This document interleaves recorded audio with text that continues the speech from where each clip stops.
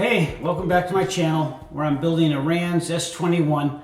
I'm a little bit behind on getting content out, so I'm going to try and get 2 quick videos out in the next few days.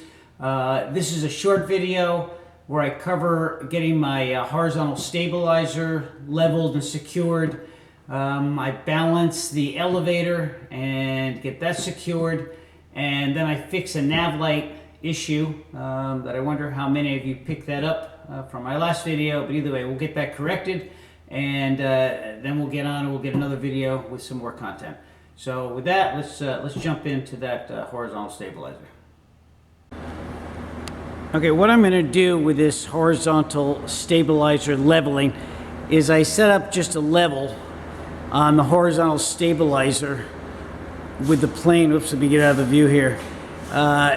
With the tail up, and the light comes halfway through this one and halfway through this one. So it is perfectly level as it sits right now, but I also want to measure my wings to make sure they're level, because if they're not and I have to move the wings up, that'll change this, and then I'll have to change that. So I'm going to make sure my wings are level first, and then I'm going to remeasure this stabilizer and see if I have to make any adjustment before I lock it in on this final attitude. I'm not sure if you can see it, but the line goes all the way out to the tip and just comes off the bottom of the tip out by that tip, and it basically what it's telling me is my right side is a little bit lower than my left side. So I'm going to prop up my right side a little bit and get it level, and then we'll come back to the horizontal stabilizer. I've propped my right wing up a little bit to get the wings level, and now the laser light shows this right dead center to the hole over here, and let's see if I can get my camera in here.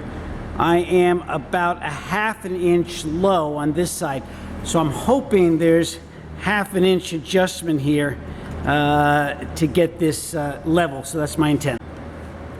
At this point, I need to put in the second bolt in this aft spar. There's a procedure in there to put this bolt in, and then there's 2 more holes here, and they recommend that you drill these out so that for future adjustments they'll be preset, so you can adjust them without having to do that later. After using the laser level on the horizontal stabilizer and my wings, you then match drill this to a 1/4. Remember, it had those spacers. I had 2 thicks and a thin washer in here for my spacers, and then the 1/4 inch bolt goes in and gets torqued to attach the horizontal stabilizer.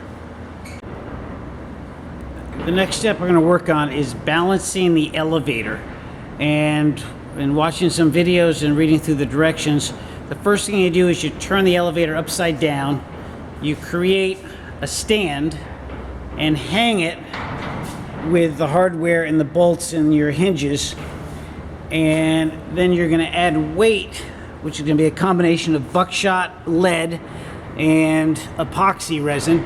You're going to add that into the tips until it balances similar to the way I've got it right now. They say you don't have to have exact same on each end, but you should not put it all in one end. So at this point, I've got it balanced with a bag of buckshot here and a bag of buckshot down here, and that's going to be the approximate amount. When I add the resin, it might be a little bit less, but I'll keep getting it till it's balanced. And there's a ½ inch hole, which we'll get to in a second, and then you're going to tape this up and then tip it down and let it cure. And make sure your trim motor is in, the cover is in. I've got this just screwed in over here just for the weight purposes. And they even say after you paint it, you're supposed to rebalance it. So I think this is a good first start, and then the resin that I'm using is a craft resin, epoxy. It's a 2-part epoxy. The viscosity of these tend to vary. This is a 1400 viscosity. I hope that's okay. We'll find out. I'll let you know. The other builders didn't mention the viscosity. So you mix this and then pour it in, and hopefully that balances out your elevator. The manual talks about drilling these half-inch holes in the bottom side of the elevator. I remember holding off for some reason. I had a note to do it later, but I'm doing it now. And it basically says come to the tip, the bottom side, find the center point, and do a half-inch hole, which is where the epoxy and buckshot's going to go. Okay, I'm all set up for my process. What I think I'm going to do is I've got the elevator back up on the table, is I'm going to get this side loaded up with a little bit heavier than half of the buckshot, and then move to this side, then put the wing down into the balance position, because with only one person you got to hold the wing level while you're pouring this in. So you need one person to kind of hold the wing level, another person to load the buckshot. So if I already have the buckshot loaded in that wing, I can just temporarily weight this down while I'm adding the epoxy resin into this wing. So that's going to be the process. We'll mix it up and we'll see how it goes. Okay, I've got the elevator sitting in its balance position. Lesson learned on this first side is tape all the way up to the top. Some of the resin started coming out the top because I only had it taped about halfway. And when you fill the cup with epoxy, don't put too much epoxy in, because your buckshot settles at the bottom, and then as you go pouring it in here, you end up pouring too much epoxy in and not enough buckshot. So limit the epoxy to about the level of the buckshot is what I would recommend. So I now have a 2-pound weight just holding down the wing, so we're in the balance situation. This way I can now mix up the second batch, put it in this hole, and then I'll take this weight off as I balance it to make sure we're balanced, and then we should have both sides done. Okay, I think we're at a pretty good balance point. I've got this, and I've ended up not using all of the buckshot that I had measured out previously, and I'm sure that's because of the weight of the epoxy has to get added in there. But this one went in a little smoother. As I said, I had a little less of the epoxy, and it was a more concentrated buckshot mix, but it went in. It's looking smooth.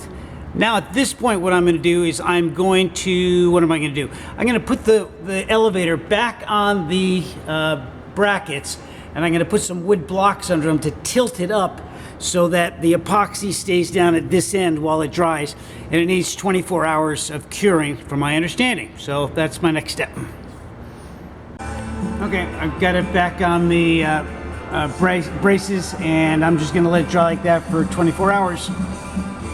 Oh wait, why are my wingtips on the table and not on the plane? Well, some astute watcher of my channel notified me that my red light on my right wing was incorrect, and my adage, red right, is an old boating adage, red right return, leave those red buoys on the right side when you're returning to the harbor, not red light on the right side of the plane. Red light goes on the left side of the plane, green light right side. So I've had to take my tips off, and I've got to take the plugs off the wires to get them through the holes. So I've got to replug them and swap my lights. So the wingtip saga continues. Well, that's a good place to end. As I said, it was going to be a short video. That section took 13.7 hours. That brings my build time to date at 1,563 hours. I've got another batch of content that I'll get into a video shortly. I get the ailerons balanced and attached. I get the vertical stabilizer tips attached. And then there's a tail cone closeout piece that I think I can fit that into the same video. So we'll get that out hopefully in the next day. I want to get both these out before I head off to Oshkosh, which is in a few days. So with that, thanks for watching, and remember, dream it, just build it.